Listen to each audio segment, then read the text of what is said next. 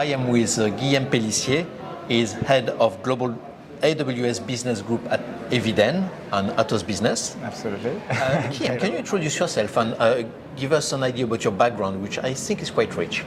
All right. Well, yeah. So first of all, I'm the head of the AWS Business Group for Eviden and Atos Business. And yeah, my background. I mean, I've been in the industry close to 20 years now. Started by having much more of a business management focus at the start of my career, and really getting into technology progressively. And I would say over the past 7 years, really focusing on cloud and our go-to-market with hyperscalers. Today, I'm leading a team of dedicated sellers and delivery teams that are focusing on delivering successful services with AWS at our customers. Excellent. And so, for the past 20 years, you've seen how digital has evolved, digital transformation for the past 15 years. What has been the key moments in your view that will highlight why we are here today with cloud analytics, data, etc. How have you witnessed that in your experience? Yeah, so I think it's first of all, I think I feel lucky to be part of that industry. I think to your point, I think getting into discussions with board-level discussions, bringing technology, cloud, and digital at the heart of boardrooms, I think is a fantastic opportunity, and having the opportunity to really support those organizations to deliver their strategy. I think that's a fantastic opportunity. We are super lucky. Now, I think this shift is progressive, and I think it took long and years. I mean, obviously there are some macro events that are accelerating, like COVID. Today we see the buzz around generative AI, which obviously is also a topic that that boardrooms are talking about. I think it's progressive steps, but I think it's the realization that we need to leverage technology to build a better future. We'll talk about sustainability soon. I think clearly technology is at the heart of a lot of organizations' conversations today and strategies. Yeah. So you indicated that you started 20 years ago your career, which is about when the cloud started to become more than an idea, but a reality. Born in the cloud. Yeah, born in the cloud. Yeah, with AWS, which was one of the first really key player in this area. How do you think that Eviden, Atos, and AWS are bringing something different? What do you think they bring that other people can't? Yeah, no, absolutely. Well, I think it's a great combination of two leaders that are very complementary, and I think no need to explain. I would say the strengths of AWS. I mean, we value them a lot as partners, so do customers. And I think what Atos Eviden is bringing is three things really. I think the first one is we've been in this business for very long. We have a very long-lasting relationship with customers, and on the back of that, we've been developing very deep industry knowledge. Okay. So I think the first thing is really being super relevant when it comes to industry solutions. And not only we bring in our partnership with AWS and with our customers, we're bringing expertise, but also industry assets, right? That are creating business outcomes for customers. You were talking about AI. That's exactly where we are today. We're right in the context of different use cases that are very business oriented with clear business outcomes. I'm thinking at connected vehicle. I'm thinking of hyper personalization in the context of finance. I'm thinking about public safety, so forth and so on. So I think that's the first thing. The second thing is, we have evolved in a very highly regulated market, customers of highly regulated market in public sector, finance, energy, utilities, and that combines with the fact that we are one of the leaders in managed security services. We are really bringing this level of trust, I would say, to the conversation with clients that have to go through some compliance requirements and some security controls, right? So I think bringing on our security and compliance expertise and solutions to be able to provide a higher level of trust, I think is also something very strong, and that really takes on with a lot of discussions with our customers today.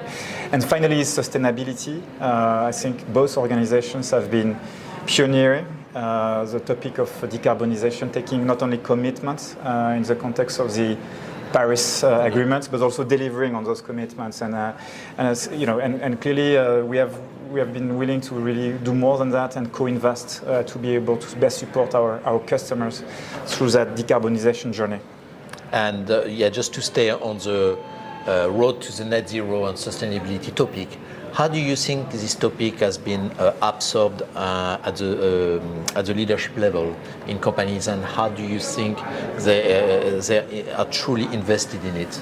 Yeah, so we've been able actually to work on a report. We've been doing a survey together with Amazon, and I think it was we've surveyed 4,000 companies. And we managed to get a very neat understanding of where they're at. And I think the first observation is that sustainability is a growing concern. Mm-hmm. So close to 40% of the respondents were putting decarbonization in the top 5 of their priorities, which is a growing topic. Almost all companies were committed to reduce their carbon footprints, which is a good thing. That being said, we see in reality difficulties in getting into execution mode. And I think what the survey is also highlighting is what are the typical blocking points, right? Mm. And we see 3 of them, right? So the first one is we are still in a very economical environment that requires business cases and creating business outcomes. So I think here we're helping customers really correlating their decarbonization agenda with clear business goals, right, in the context of increased talent retention, increased customer acquisition, productivity, etc. The second one is lack of measurement and lack of access to data. Data are super fragmented. And how do you want to improve your carbon footprint if you're not able to measure, right? So that also was a great input in the conversation with AWS to co-invest into carbon measurement tools that are bringing on our expertise and a lot of data sets and information from AWS to be able to help clients measuring, monitoring, and progressively being able to address their decarbonization journey. And the third point is expertise.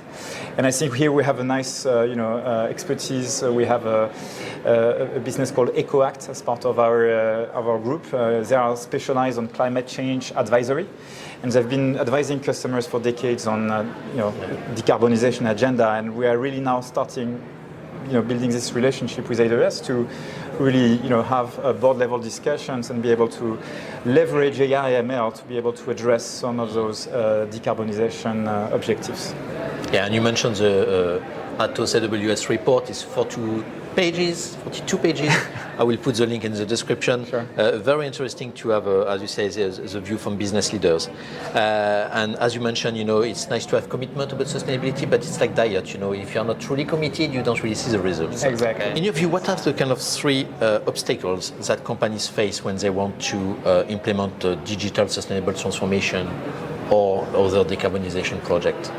Yeah, so I think the first one is again, I think, to be able to measure, right? Basics is be able to measure, be able to build data sources, data lakes that are feeding your monitoring, your kind of management systems about your own carbon footprint. Be able to the point of diet, be able to wait on the carbon emissions. That's the first thing. Second, there is a level of maturity in aligning different stakeholders in the organization.